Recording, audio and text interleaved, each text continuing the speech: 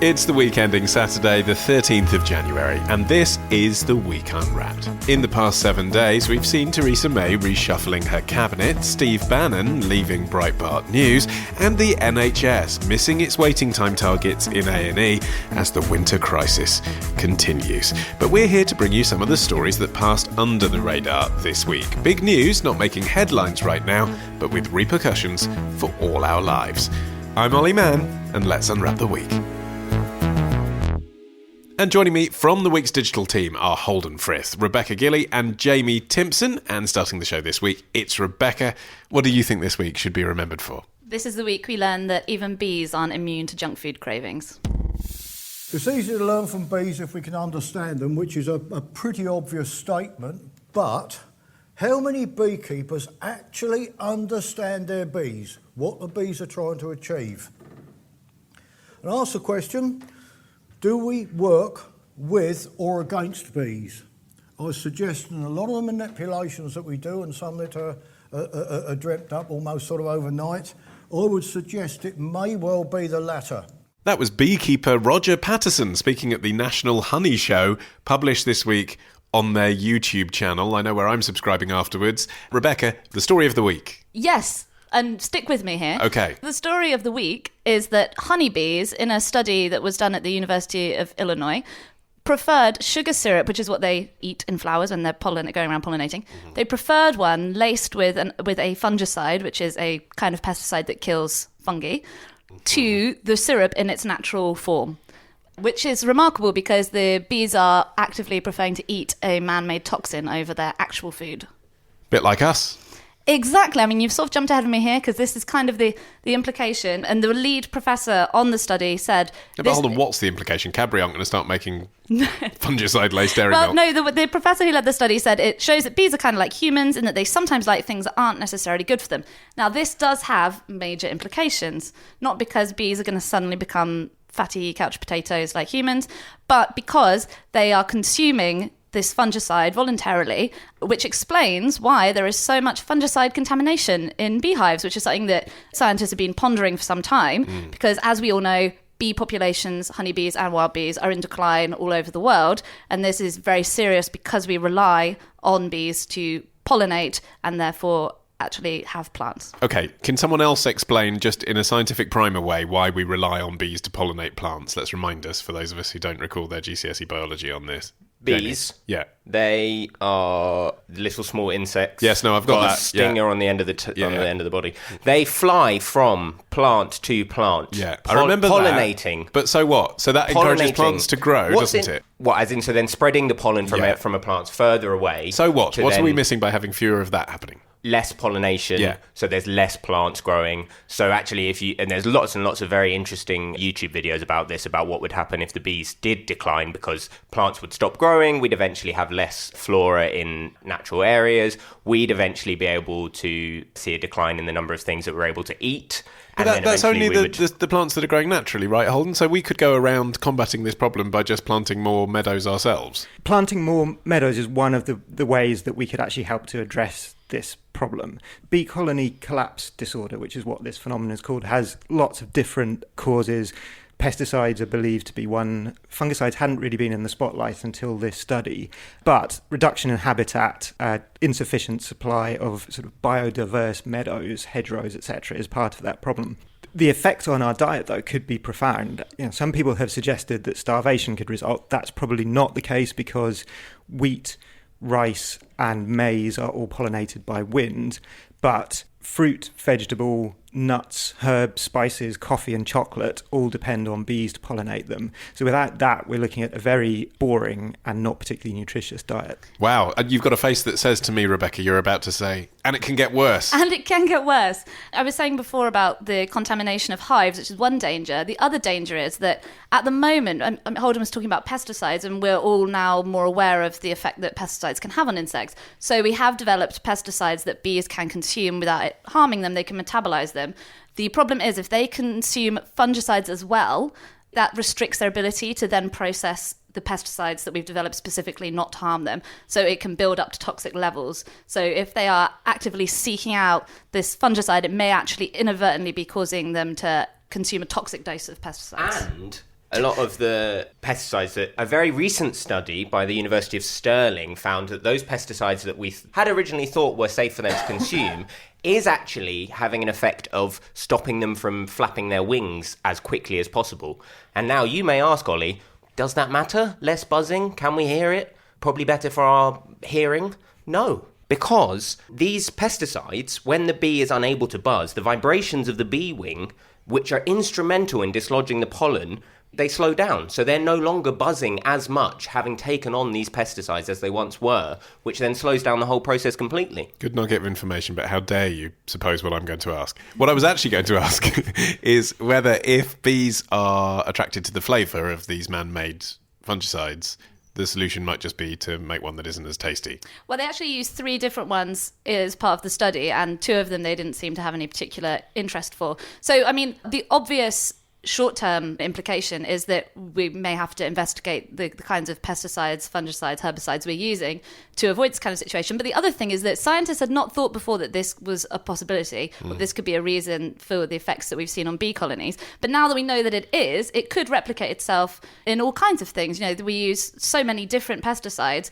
We can't run separate studies on all the thousands of pollinating species because, you know, you're talking different types of bees, moths, other flying insects as well. It's going to be really hard to make sure that none of those species are attracted to any of those individual pesticides. So I think this is something that has kind of got wide-ranging implications for the future now that we know that this is possible. I think it's interesting in the abstract as well because insects are so far removed from humans. I think it's surprising to find that they are consuming something so unnatural. Yeah, I mean, if a chimp eats a Snickers, we're all like, oh, it thinks it's people. But for an insect, I find it interesting in the abstract as well. It's wholly depressing as well to think, because we kind of thought that it was something to do with us, that we were killing the bees, and at least then we could have like a chat with ourselves and say, let's not kill the bees. But when it's actually the bees that are choosing to die themselves, choosing to kill themselves, you do think, is this a world that we really want to be living in? Well, they're not kamikaze bees, Jamie. But they are choosing the toxin-laced thing over their natural poison. Yeah, but that's still our fault, isn't it, for putting it into the ecosystem? Yeah, but it's their choice. But then you get down to Michelle Obama's sugar tax. Take that argument. If it's the bee's choice... Yeah, we mean it's like at some point government have to step in and say, we need to nudge the bees. The sugar tax has worked as well. You know, a lot of people seem to think that it has put a... But we and can't the animal nudge kingdom bees. is an untapped resource as far as tax.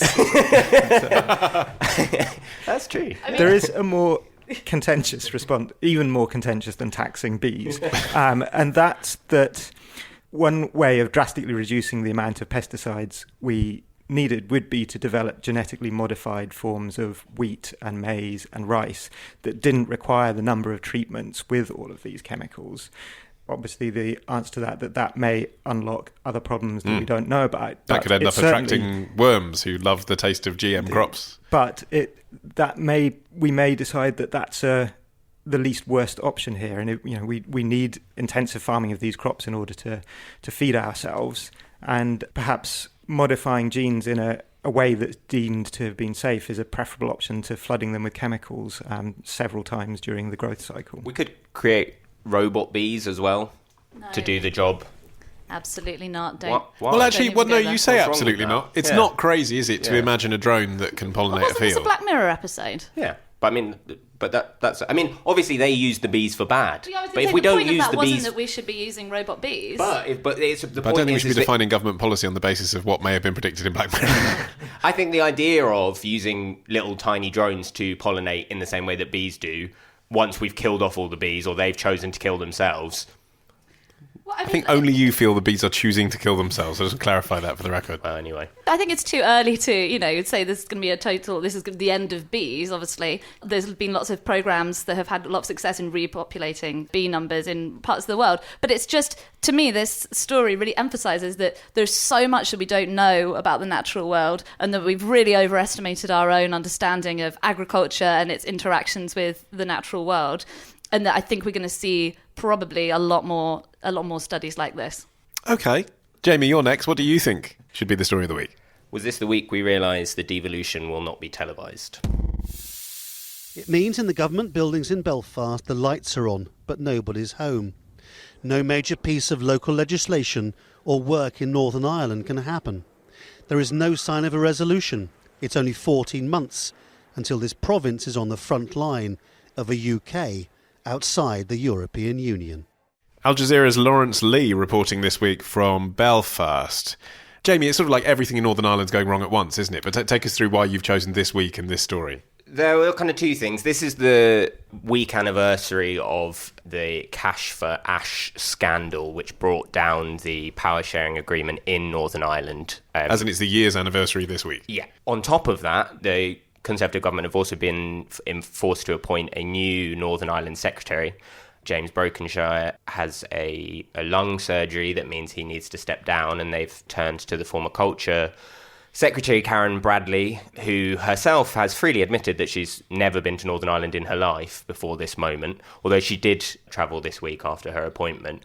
To go back to the Cash for Ash thing, I think what's interesting about Northern Ireland is, and partly the reason why I've brought it to the show, is that a lot of people don't really understand what's been going on in this past year, but it has been a real scandal. There's been no executive for a year. It would be the equivalent of having no government here in Westminster, which has meant that the whole thing has had to be run by civil servants, but no one's made any decisions about how to spend money or really do anything big or major with government funds. To give an example, the health department has had to have major cuts imposed by civil servants in order to try and run a budget. A budget was set by Brokenshire a couple of months ago, but in Northern Ireland over Christmas, St John's Ambulance Service had to provide ambulances and services to supplement the work of the Northern Irish Health Service, just because they literally couldn't provide enough ambulances over Christmas. Okay, but whose fault is that? Because I've seen various analyses which say,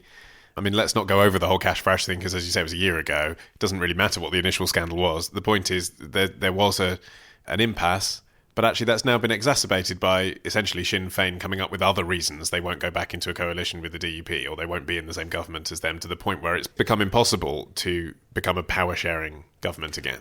I think certainly the way that it's been played in Britain has been that Sinn Féin have been coming up with ideas, the Irish Language Act and everything. But actually, the whole point of the Good Friday Agreement was that it was a power-sharing agreement where both sides had to be happy to continue doing what they did. And in the Cash for Ash scandal, it is well believed that Arlene Foster, who is the DUP leader and was First Minister in Northern Ireland for the time, she was in charge of the department, and she has refused to stand aside during the inquiry because she's afraid that it will mean that she's culpable. But in every other situation in departments across government, you would step aside when there's an inquiry into something like your role in that situation. I think it's baffling that Arlene Foster didn't resign over this scandal, but I also do think Sinn Féin have deliberately put obstacles in the way, and once out of the power sharing executive, they have made a political calculation that it's in their interests to remain out of it, to have direct rule imposed from Westminster, so that they can then blame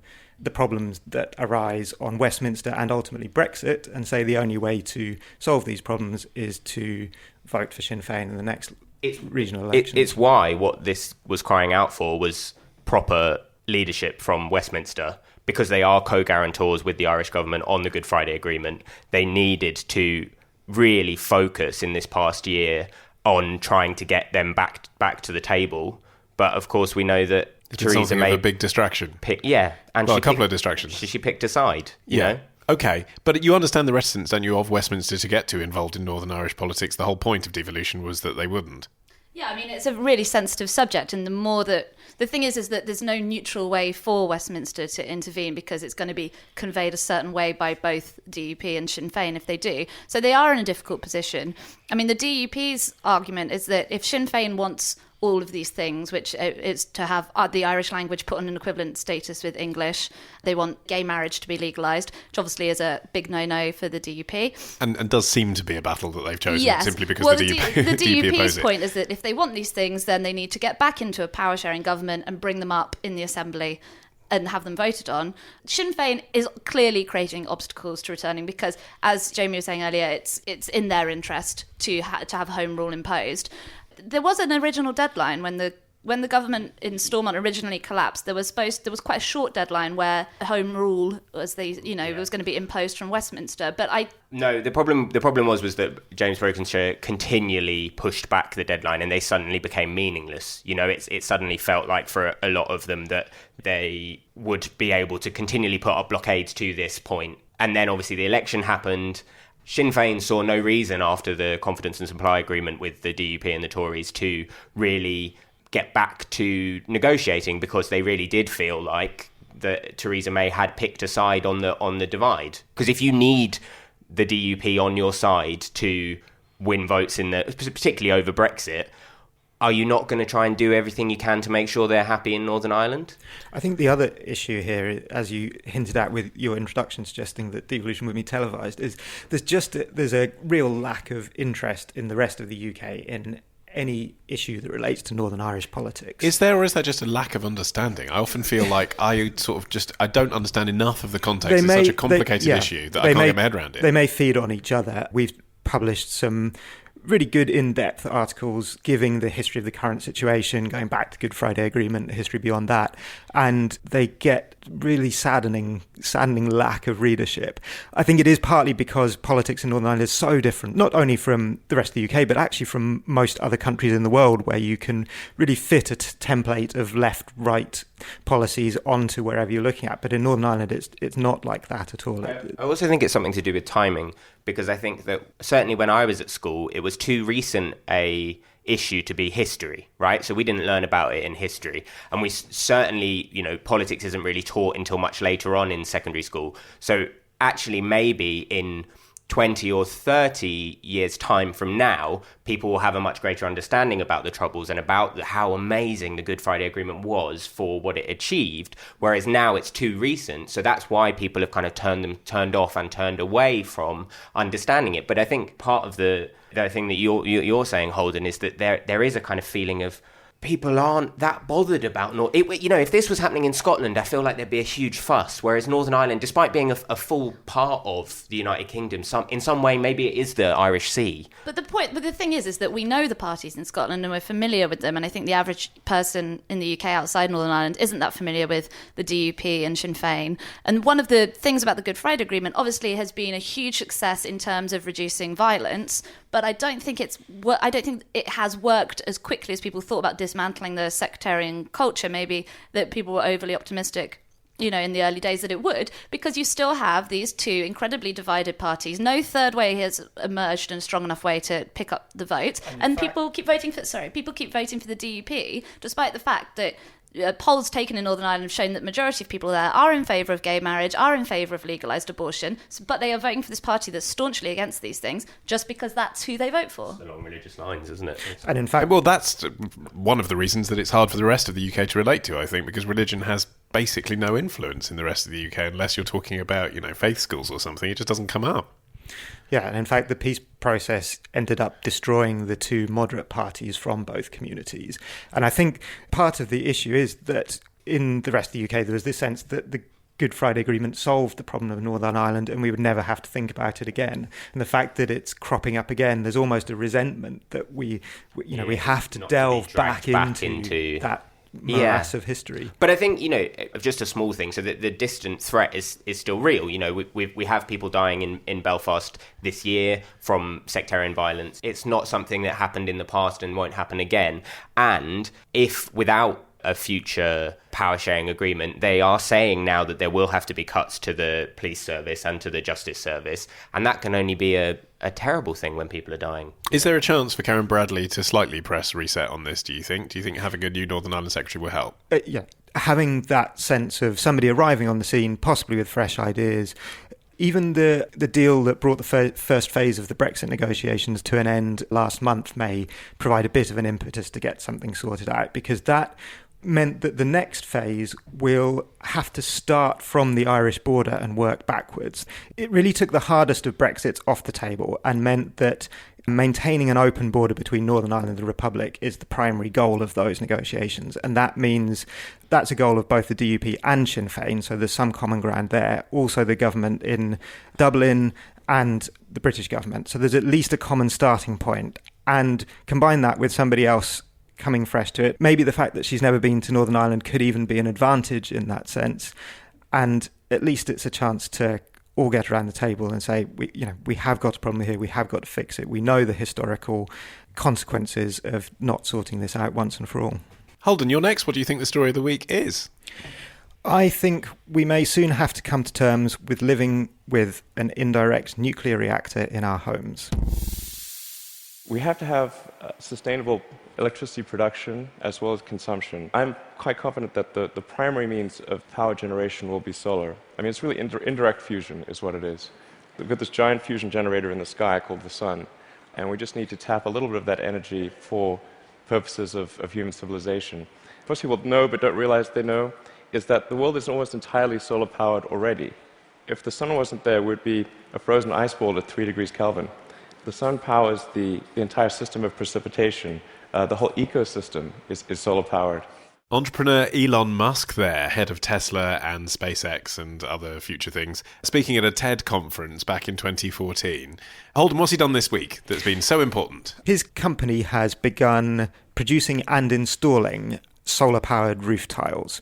They announced this last year, but with Tesla, there's often delays, there's always a bit of a lag, so I think it's worth waiting until they've actually proved themselves to be practical and workable. But it is now possible, if you live in the States, to install a roof which consists of solar-powered tiles which will provide all of the power needs for your home. And so that works how? By going into a big Tesla battery in your loft, basically?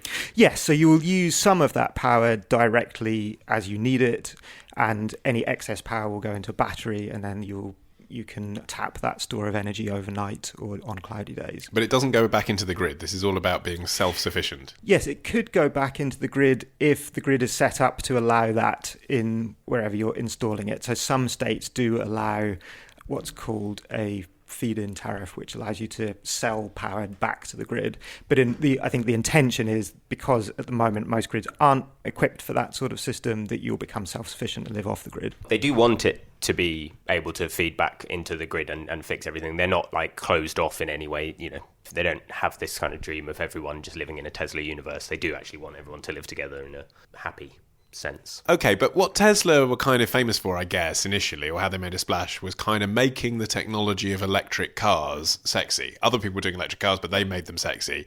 Roof tiles aren't sexy, are they? So, are they able to work that magic here? These ones are much sexier than the technology they are intending to replace. No, I honestly think there is actually a comparison here, because Tesla's breakthrough, as you say, wasn't building an electric car. Lots of people have done that before. It was making an electric car that was practical in terms of range and also desirable in terms of performance. And these tiles, they're indistinguishable from terracotta tiles. Oh, really? Slate. You can't see they look weird patterns on them? No. You can, if you hovered above them, they look transparent and you can see the sort of grid of solar photovoltaic cells. But won't hover above them that often. Unless they're using a Tesla drone that comes with it. But no, if you're at ground level or looking across the street, you couldn't distinguish them from a standard tile or slate. And so what that means is people who don't want to slap an ugly great solar panel on their house, or can't because it's a preservation area, can use these tiles instead. So they're attractive, they're practical. It means people aren't buying them out of conscience, but because they work well and they look good. Well, is that true, Rebecca, or do you fear some people, as I do, might be buying them just for the brand? Well, I mean, to be fair, the more solar power we're using, the better. And the crucial difference, I think, from previous technology is that they're claiming at the moment that these tiles may work out to be as cheap or cheaper than normal roof tiles. And I think it's the expense that has put a lot of people off. And if we're ever going to, not just in terms of solar power or anything like that, but in general, if we're going to solve some of the problems facing the planet, they are going to have to be affordable solutions, because a very small percentage of people in the world can afford to buy according to their consciences. The idea behind a lot of what Musk does is making it the best thing first and foremost, regardless of, not saying the best electric car or the best roof tile or the best, rocket. What they want is saying this will be the best thing that you could have in your house, and by the way, it's also really good for the environment. And I guess that's the key thing, asking people to spend a lot of money on something out of their goodness of their own heart for the conscience. it might work some of the time, but it doesn't work all of the time. But if you say, here's a Tesla electric car and it's better than your Ferrari because of X, Y, and Z, people are going to buy it regardless. And then on top, it's also great because it's great for the environment. Yeah. But we don't know if it'll still be better than a Ferrari in 10 years' time. And that's the issue, isn't it? These Tesla tiles do have a warranty of infinity or the lifetime of your house, whichever comes first. But if it's like other Silicon Valley technology, the version they bring out next year will be significantly better and onwards and onwards. So actually all the early adopters who love the idea are going to end up with crap tiles, aren't they, compared to what everyone else will get when it goes mainstream. This is good because they'll have to update them and it will be like getting a new iPhone. It's a better thing for people to spend their money on, right? Harnessing the sun's power and possibly, making it less dependent. Is it environmentally better to scrap your roof tiles every 5 years because they bring out a new version than to just have normal roof tiles? We would have to develop a way to recycle these roof tiles. We don't want roof tile landfill sites. Exactly. But also, I think that early adopters to anything are probably quite happy to update their... early adopters to roof tiles probably will be quite happy to update in 50 years' time to the next roof tile. But if it works and if it has a warranty for the rest of the universe, then why should they be forced to? What is this next roof tile going to do that's so incredible? If they don't want to upgrade, they shouldn't have to.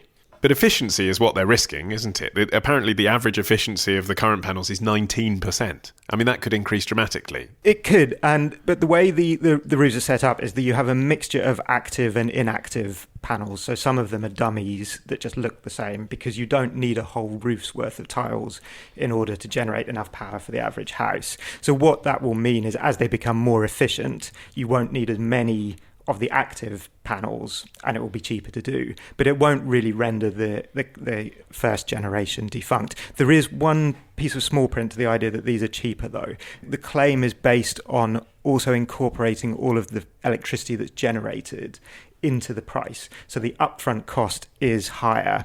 A company called Green Tech Media, which is an independent analysis, has sort of run some figures using cost and efficiency figures from Tesla. They think the upfront cost will be about 60% higher for this roof on a new house, more like 100 to 120% of the cost of a replacement roof because it's much more complicated to retrofit it to an existing home. But because you're then getting free electricity, it will pay for itself on a new home within about 6 years, on an existing house within 12 to 14 years. If you also have an electric car, you can then offset all of your fuel costs against that too, so it starts to pay itself back more quickly. The ecosystem. Explain that? How? Because you're using the power from your roof to charge your car? Exactly, yes. Right, okay. Yeah. But I think what's interesting as well about solar is that it's like when you realise how few tiles it would take in the world to power humanity, it's shocking. It makes solar power so much more achievable in my mind when you realise quite how little of it we would need in order to be able to keep the world go round. And the excitement that it's generated just from having the Tesla name. I mean, solar panels don't exactly make headlines very often.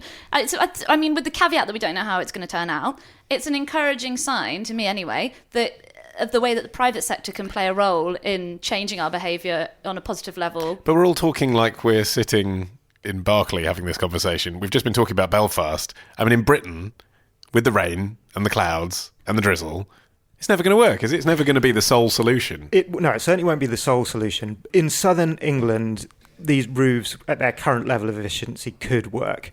You'll never if you live in Dover and you've got a lot of mirrors. Yeah, clearly there are parts of the world where this is better suited to, particularly the southern half of the United States, not just because it's sunnier, but also because peak power demand comes during the summer because it's for aircon. And so you have a kind of direct link between the availability of sun and the need for power. In Britain, the peak's at the other end of the year when it's cold and dark. But Britain is the 6th largest generator of solar electricity in the world, and we have also cut the use of coal from 25% of the mix just 2 years ago to 7% last year. A lot of that is wind and hydro rather than solar, but solar's part of that mix. So there's huge changes happening that we're barely aware of. April the 21st last year was the first day since the Industrial Revolution that we did not burn any coal to create power. I love it. Just stinks in a couple of absolute stonker facts at the end of the show. Jamie, can you top it? Yeah. Can you top it? Climate change. Yeah. We might not be having any bees, but we're going to have a lot more sun. Yeah, I think you didn't top it. That's it from this edition of The Week Unwrapped. My thanks to Holden Frith, Jamie Timson and Rebecca Gillie. For more from The Week, why not visit theweek.co.uk, where you can also sign up to our free email newsletter. It's free. Why not? It's called The Weekday. And of course, you can have the magazine delivered direct to your door. Just head to theweek.co.uk/subscribe. Now, all previous episodes of this show are available on our podcast feed. Just search for The Week Unwrapped on whatever app you listen to podcasts on, like right now. I've been Olly Mann. Our music is by Tom Morby, the producer Matt Hill at Rethink Audio. Until we meet again to unwrap next week, bye-bye.